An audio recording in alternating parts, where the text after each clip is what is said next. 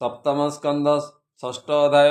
चुणय सुर बालके जे विद्यासार नर लोके महाक्रीडारे मत होई ज्ञान तुम्बर दे नाई ए बालक युवा वृद्ध दे किंपाए आत्मा लिप्त नुहे ए भाव चित्ते जे चिंतती अंते कैवल्य से भुंजती विषय पथे जेवा पड़े आत्मार ज्ञान पथ उड़े पर पर बोली चिंती से मृत्यु मुखे संचरती जे गुरु कहे शास्त्र मते अर्थ को बुझाई अनर्थे अज्ञान निद्रा जा वचने न भांगे शास्त्र अनुक्रमे से गुरु वाक्य कार्य किस विफल तार उपदेश आत्मार शरीर धारण अज्ञान एहार कारण एबे अवय आत्मा जेते यत्न करिब आत्महिते एणु अज्ञानिक वचन न माने आत्मज्ञानी जनम अज्ञानी अज्ञान देखाई अंध को अंध जे कढ़ाई ज्ञानीर शत्रु मित्र नाही नित्य उदास पणे थाई ए प्राणी भुंजई कर्मायते संपद विपद जगते ए मायामय गृहवासे प्राणी यंत्रित माया पासे मनर चरणे सांकुड़ी एणु न पारे प्राणी चली ए माया बध जा वचने तुटई ज्ञान अनुमाने से गुरु वचन जे जानी तेवे संसार तरे प्राणी विअर्थ क्रिया नित्य चिंती आयुष क्षय न जानती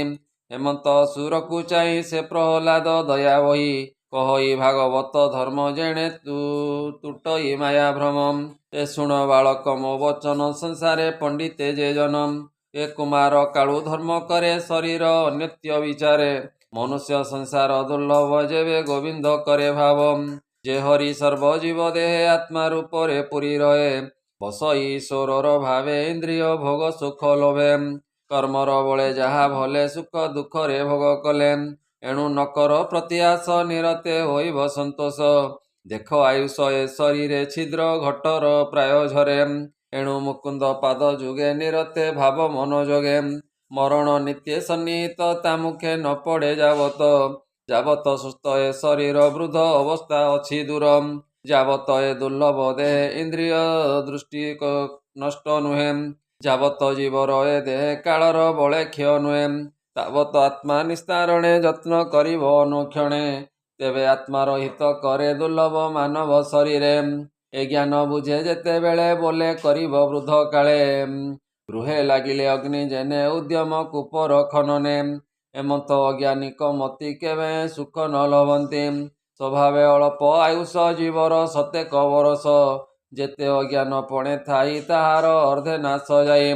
स्वभावे रात्रे निद्रा काले अधे आयुष जाई हेले बालक पौगंड किशोरे 20 बरस तहु हरे बालक स्वभाव हेमंत क्रीड़ा विनोदे थाए किस शेषरे जराग्रस्त होई 20 बरस कटई बाकी जे आयु रही थाए गृह बंधने कटि जाए ए गृह बंधे बंदी होई आत्मा उधरी न पारई अति जतने सेही पासे दुर्जय इंद्रिय लालसे अर्थ अर्जने अविरते लोभ बढ़ई सर्वमते प्राण हूँ अति स्नेह भरे से तृष्णा केवा तेजी पारे जे धन अर्थे विके प्राण ताहार नाही परित्राण तस्कर रूपे चोरी करे सेवा करई जाई परे बईते बसी बणिकारे अगाध सिंधु लोभे तरे ए नित्य जे गृह बंधे बंचे प्राणु अधिक धन संचे एकांत कामिनी मेले क्रीड़ा करई काम भले ए पत्नीर वाक्य अनुक्षणे गुरुंक मंत्र प्राय मणे ए बंधु बांधव स्नेह भरे बालक संगे मनोहरे स्नेह ममता अविरते चिंतई अनुराग चिते ए घरु बाहर होई जेवे प्रवास करई स्वभावे तही जीवन सुस्थ नही भावई गृहे मन देई ए पुत्र दुहिता स्नेह चित्ते मनज्ञ पत्नी भाव चिंते ए भ्राता जननी तार स्मरे ए भले थिबे किवा घरे मनज्ञ गृहे वस्तु जेते जीविका पशु भृत्य मते ए रूपे कोशाकार प्राय हृदरे अविरत ध्याये लोभे अतृप्त काम होई जिह्वा उपस्थ भावे ध्यायी ए दुष्कर मोह भाव चित्ते प्राणी तरिब केमन्ते निरते कुटुंब पोषणे आयुष क्षय से न जाने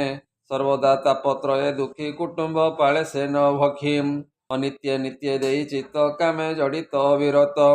ए पंडितपण सर्व जाने आत्मार गति न प्रमाणे जे फल इह पर लोके ता पुणी जाने विद्या सुखे ए कुटुंबी पणे गृह करे क्रीड़ा विनोदे से विहरे सुहृद बंधुर शरीरे उभय गोळु न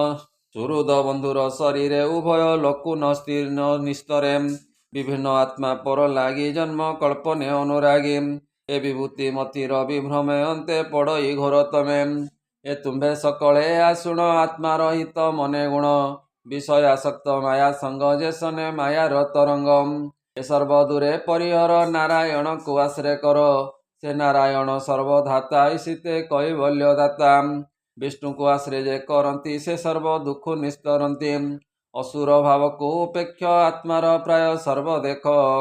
ବିଷ୍ଣୁ ମାୟା ପରାପର ବ୍ରହ୍ମାଣ୍ଡ ବାହାର ଅନ୍ତର ବ୍ରହ୍ମାଦି ସ୍ଥାବର ପର୍ଯ୍ୟନ୍ତେ ଅବ୍ୟକ୍ତ ଭୂତ ଆଦି ଯେତେ ଗୁଣ ନିର୍ଗୁଣ ହୋଇ ସମୟ ଆଦି ସର୍ବ ଘଟେ ବ୍ରହ୍ମ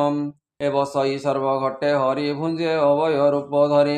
ଆତ୍ମା ସ୍ୱରୂପେ ସର୍ବଦେହେ ଦୃଶ୍ୟ ଦୃଶ୍ୟ ଭାବ ବଏ ନିତ୍ୟ ନିର୍ଭୟ ସତ୍ୟ ମତେ କଳିକେ ପାରିବ ଜଗତେ କେବଳ ଆନନ୍ଦାନୁଭାବ ଅଶେଷ ଦେହେ ସର୍ବଜୀବ ମାୟା ଅନ୍ତରେ ସୁଖେ ରହେ ଅଶେଷ ଗୁଣ ସଙ୍ଗ ବଏ ଏଘେନି ସର୍ବଭୂତେଶ୍ୱର ପ୍ରାଣୀ ବିଷये ଦୟା କରମ୍ ଏ ସୁଦୃଢ଼ ଭାବ ଧରି ଚିତ୍ତେ ହରିଙ୍କୁ ଲଭିବ ଯେମନ୍ତେ ଅସୁର ଭାବ ପରିହରି ତେଣେ ସନ୍ତୋଷ ନରହରି ଏଭାବେ ଦୃଢ଼ କର ଚିତ୍ତେ ହରିଙ୍କୁ ଭଜ ଅବିରତେ ସେ ବିଷ୍ଣୁ ତୋଷ ଯାକୁ ଚିତ୍ତେ କି ଅବା ଅଲଭ୍ୟ ଜଗତେ ଅନନ୍ତ ଅନାଦି ମହିମା କି ଗୁଣେ କରିବା ଉପମା ତ୍ରିଗୁଣେ କରେ ନିସ୍ତାରଣ କେବଳ ପରମ କାରଣ ସଂସାର ମଧ୍ୟ ସାର ସେହି ତାର କାରଣ ଅନ୍ୟ ନାହିଁ ସଂସାର ମଧ୍ୟ ସାର ସେହି ତାର ଚରଣ ଅନ୍ୟ ନାହିଁ ଏଘେନି ବିଷ୍ଣୁର ଚରଣ ଯେ ପ୍ରାଣୀ ପସନ୍ତି ଶରଣ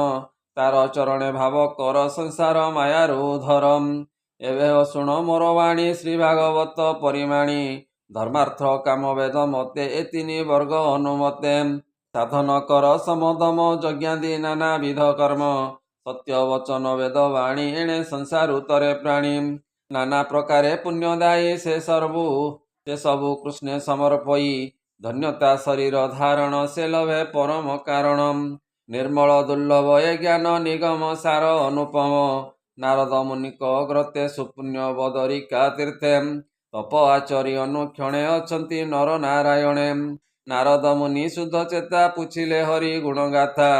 ସେ ନାରାୟଣ ଶୁଦ୍ଧ ଭାବେ ଏ ବାଣୀ ବିବିଧ ପ୍ରସ୍ତାବେ ଏ ନାରଦ ମୁନିକୁ ସନ୍ତୋଷେ କହିଲେ ଜ୍ଞାନ ଉପଦେଶେ ଏ ବିଷ୍ଣୁର ପାଦ ପଦ୍ମ ଧୂଳି ଆନନ୍ଦ ଭାବେ ଅଙ୍ଗେ ବୋଳି ସଂସାରେ ଅକିଞ୍ଚନ ଜନେ ଯାହା ଭାବନ୍ତି ଅନୁକ୍ଷଣେ ପୂର୍ବେ ମୁଁ ନାରଦଙ୍କ ବାଣୀ ମାତାଙ୍କ ଗର୍ଭେ ଥାଇ ଶୁଣି ଏ ବାଣୀ ଭାଗବତ କଥା ଶୁଣନ୍ତେ ତୁଟେ ଭବ ବ୍ୟଥା ଏ ଭାବେ କହିଲି ତୁମ୍ଭ ଆଗେ ହରିଚରିତ ଅନୁରାଗେ ଏମନ୍ତ ପ୍ରହ୍ଲାଦ ବାଣୀ ଭାବେ ଅସୁର ପୁତ୍ରେ ଶୁଣି ଏ ବୋଲନ୍ତି ପ୍ରହ୍ଲାଦ ଆଗେ ତୁଲ୍ୟ ବୟସ ଅନୁରାଗେ ଦୈତ୍ୟ ପୁତ୍ରାଉଚୁ ଏ ଶୁଣ ହେ ନୃପତି କୁମର ଆମ୍ଭେ ଯେ ସଙ୍ଗତେ ତୋହର ଭିର୍ନେ ଗୁରୁ ନାହିଁ ଏ ବିଦ୍ୟା ସାଧିଲୁ ତୁ କାହିଁ ଏ ଗୁରୁ ପୁତ୍ରଙ୍କ ଚରଣେ ଆମ୍ଭେ ଭଜିଲୁ ଅନୁକ୍ଷଣେ ଏହାଙ୍କ ଉପଦେଶ ଜାଣୁ ତୁ ଏହା କେମତେ ବଖାଣୁ ତୁଇ ତ ଆମ୍ଭ ସଙ୍ଗତରେ ନିରତେ ଥାଉ ଅନ୍ତପୁରେ ସ୍ୱଭାବେ ସ୍ତ୍ରୀଙ୍କ ମନ୍ଦିର ଦେବ ମାନବେ ଅଗୋଚର ତହିଁ ଭିତରେ ଥାଉ ତୁହି ସାଧୁଙ୍କ ସଙ୍ଗ ତୋର ନାହିଁ ଏଣୁ ସଂଶୟ ଆମ୍ଭ ମନ କାହୁଁ ପାଇଲୁ ଏହି ଜ୍ଞାନ ତୋହର ପାଦେ ନମସ୍କାର ସଂଶୟ ଛେଦ ତୁ ଆମ୍ଭର ଏମନ୍ତ ଅସୁର ବାଳକେ ତାର ସମୀପେ ଏକେ ଏକେ ଚରଣ ଧରି ପଚାରିଲେ ଧର୍ମର କଥା କହ ବୋଲେ ଏମନ୍ତ ଭାଗବତ ବାଣୀ ଶୁଣି ସଂସାର ଉତ୍ତର ପ୍ରାଣୀ ଏ ସପ୍ତମ ସ୍କନ୍ଧେ ଭାଗବତ କହି ବିପ୍ର ଜଗନ୍ନାଥ ଇତି ଶ୍ରୀମଦ୍ଭାଗବତେ ମହାପୁରାଣେ ପରମହଂସ୍ୟାଂ ସହିତାଂ ବୟାସିକ୍ୟାଂ ସପ୍ତମ ସ୍କନ୍ଧେ ବାଳକ ସଂଶୟ ନାମ ଷଷ୍ଠ ଅଧ୍ୟାୟ